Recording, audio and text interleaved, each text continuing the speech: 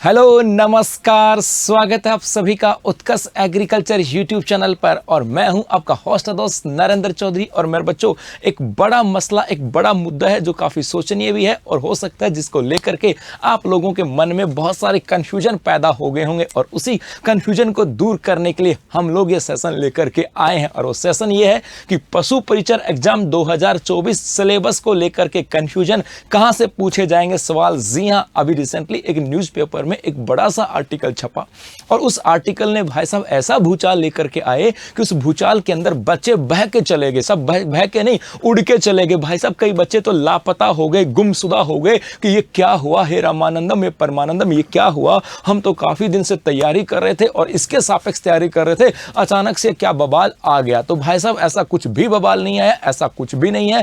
क्या है पूरी कहानी, ये हम लोग देखने वाले हैं। सबसे पहले वो खबर जो अपने यहां पर आई थी उसकी बात करें। खबर ये आई थी, ये बड़ी खबर आई थी कि पशु परिचर भर्ती विस्तृत सिलेबस जारी नहीं हुआ है। 17 लाख अभ्यर्थी असमंजस में, क्या पढ़ें क्या छोड़े। अतः 17 लाख जो कैंडिडेट हैं जिन्होंने पशु परिचर का फॉर्म भरा था, उनको लेकर के कहा गया कि भाई साहब विस्तृत सिलेबस जारी ही नहीं हुआ है, तो क्या पढ़ें और क्या छोड़ें। और इसके अंदर कहा कि लगभग 5,934 पद थे, 17.64 लाख आवेदन थे।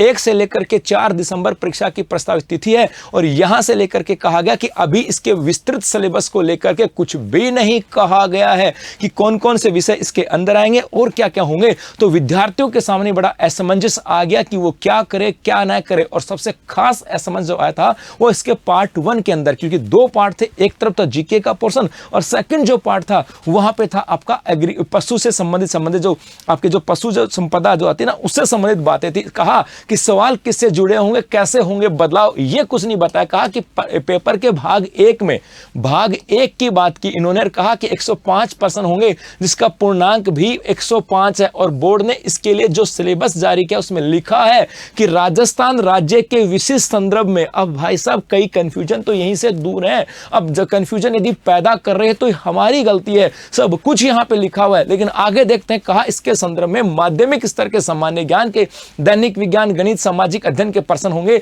लेकिन यह नहीं कहा कि दैनिक विज्ञान में क्या होगा, गणित में कैसे प्रश्न होंगे। ये सब बातें यहां से आई। और इसको लेकर के जब आलोक राज की बात की तो उन्होंने कहा कि भैया हम लोगों का काम है विज्ञप्ति जारी करना, सिलेबस का तय करना विभाग का काम है। हम विभाग से प्राप्त विज्ञप्ति के अनुसार भर्ती प्रक्रिया को अपनाते हैं। विभाग को इससे अवगत करा चुके हैं कि विस्तृत सिलेबस भेजा जाए। बोर्ड सिलेबस को लेकर अपने स्तर पर निर्णय नहीं ले सकता। कहा कि जिस एग्रीकल्चर डिपार्टमेंट की बात करें, जिस पशुपालन विभाग के द्वारा वैकेंसी जारी किए गए, सिलेबस तो वो देगा ना भाई, बच्चों को क्या पढ़ना है। हम तो सिर्फ विज्ञप्ति जारी कर सकते हैं। विज्ञप्ति जारी होने के बाद में एग्जाम की पूरी प्रक्रिया कर सकते हैं। हम थोड़ा सिलेबस जारी करते हैं। मतलब आलोक राज जी ने कहा भैया हमारा काम सिलेबस बनाना नहीं है। सिलेबस बनाने का काम जिस पर्टिकुलर विभाग का है जिसके द्वारा इस एग्जाम को ऑर्गेनाइज करवाया जा रहा है, क्योंकि उनको देखना है कि तुम्हें कैसे कैंडिडेट चाहिए। लेकिन इतना बड़ा विषय तो आ गया, लेकिन अब ये सब इसका मतलब है कि आपके मन में ये तो होगा ना कि सर कुछ तो सिलेबस होगा। सिलेबस की बात करें तो इसके अंदर जब आपने ये अपनी वैकेंसी आई थी तो एट द एंड सबसे लास्ट जो बिंदु था वो नंबर 21 था। उसके अंदर कहा गया था कि पशु परिचर के पदों पे भर्ती हेतु परीक्षा की स्कीम ऐसे होगी।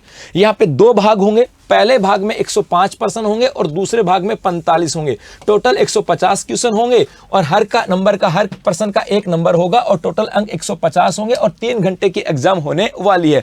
और कहा इसके अंदर आपका नेगेटिव मार्किंग भी होने वाली है 14 और आपको 40% अंक लाने वाले हैं। और साफ साफ यहां पे लिखा गया कि परीक्षा का मानक सेकेंडरी स्तर अर्थात कौन से लेवल का होगा, 10th लेवल का होगा। इसका मतलब 10th लेवल तक का मानक होगा, अर्थात आपका परीक्षा का जो स्टैंडर्ड होगा वो 10th लेवल का होगा। और मेरे बच्चों ये क्लियर कर चुके सब बातें। अब आगे यदि आप कंफ्यूजन होते हो तो ये आप लोगों के समझ के ऊपर आधारित है। बाकी यहां पे उन्होंने सब कुछ बता दिया।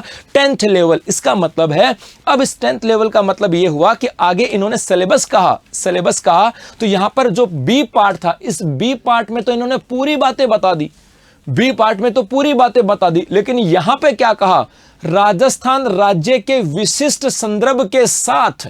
इसका मतलब है कि यहां पे जो आने वाला है वो आने वाला है राजस्थान का। यहां पर आने वाला जो है वो किसका आएगा, राजस्थान का। लिखा पड़ा है ना यहां पे, राजस्थान राज्य के विशिष्ट संदर्भ के साथ, मतलब हम लोग प्रायोरिटी में किसको रखेंगे, राजस्थान को। हो सकता है यदि आपके यहां पर 105 क्वेश्चन है तो यहां पर 100 क्वेश्चन आपके राजस्थान के हों, और हो सकता है कोई 2-4% यहां से आउट ऑफ सिलेबस, मतलब आउट ऑफ सिलेबस नहीं बोला यहां पे, इन्होंने बोला है राजस्थान राज्य के विशिष्ट संदर्भ में, मतलब हमें फोकस किसके ऊपर करना है, राजस्थान। तो यहां पे क्यों परेशान हो रखे हो कि भैया इंडिया का आएगा कि वर्ल्ड का आएगा, नहीं, लाइन लिखी है मेरे बच्चों, राजस्थान राज्य के विशिष्ट संदर्भ के साथ। यहां पर एक तो ये कि राजस्थान राज्य को ही विशिष्ट संदर्भ दिया जाएगा, इसी के ऊपर फोकस किया जाएगा। दूसरा, माध्यमिक स्तर के सामान्य ज्ञान। माध्यमिक स्तर का सामान्य ज्ञान का मतलब है यहां पे दैनिक विज्ञान, अर्थात आपने 10th तक पढ़ा होगा,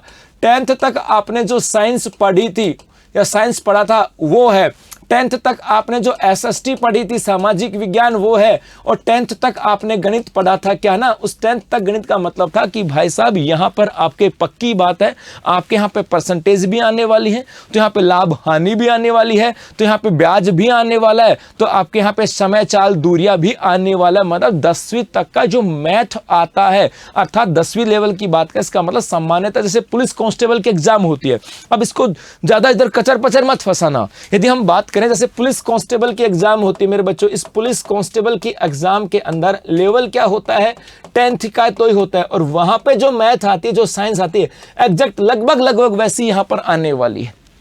इसका मतलब है ये कंफ्यूजन तो पैदा हो गया, लेकिन अब हमारी जिम्मेदारी बनती है इस कंफ्यूजन को दूर करें। तो यहां पे इसका मतलब है कि 10th लेवल की दूसरे एग्जाम के साथ कंपेयर करके देखो।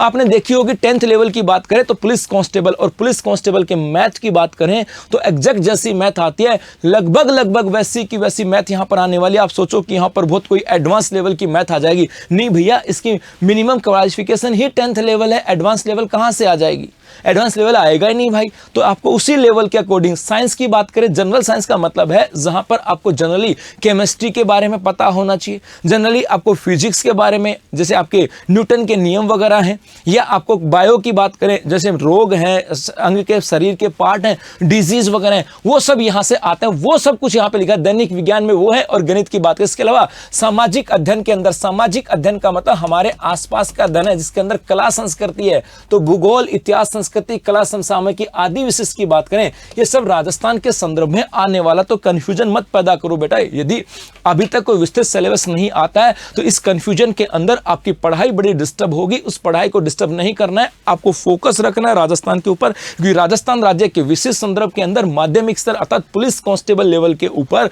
जो मैथ और साइंस आती है उस लेवल का आपको पढ़ना है। मुझे विश्वास है कि आप लोगों ने जहां से पढ़ा होगा, किसी भी कोचिंग से आपने ऑनलाइन लिया होगा या ऑफलाइन लिया होगा, तो टीचर ने आपको उस पुलिस कांस्टेबल के लेवल का तो पढ़ाया है, तो आपको उसी तैयारी के ऊपर रहना। आप सोचोगे सर बहुत एडवांस लेवल का साइंस आ जाएगा, नहीं, ये बस जो गोली दी जा रही है, नहीं होगा भाई साहब। मैथ आपको पुलिस कांस्टेबल के अकॉर्डिंग आपको तैयारी करनी है। जितना ज्यादा आप सोचोगे, जितना ज्यादा अपने आप को डाइवर्ट करोगे, जितना ज्यादा सोचोगे, जितनी ज्यादा लोगों की बातें सुनोगे, उतने ही ज्यादा कंफ्यूजन हो जाएंगे। ये पक्की मान के चलो। राजस्थान का जीके यहां पर है, क्योंकि राजस्थान के विशिष्ट संदर्भ में 10th लेवल के लेवल की बात करें कि 10th लेवल का सामान्य विज्ञान और गणित, इसका मतलब 10वीं तक का जो गणित विज्ञान है वह पुलिस कांस्टेबल के लेवल के अकॉर्डिंग वो आपके एग्जाम में आने वाला है। तो 105 नंबर का होगा, और सही बता रहा हूं 6000 के आसपास भर्ती है, 5934। इतनी बड़ी भर्ती दोबारा नहीं आने वाली है। और इस समय जब अगस्त चला गया, अगस्त चला गया, सितंबर आ गया, सितंबर, अक्टूबर, नवंबर, आपके साथ आपके पास सिर्फ 3 महीने, और इस 3 महीने के अंदर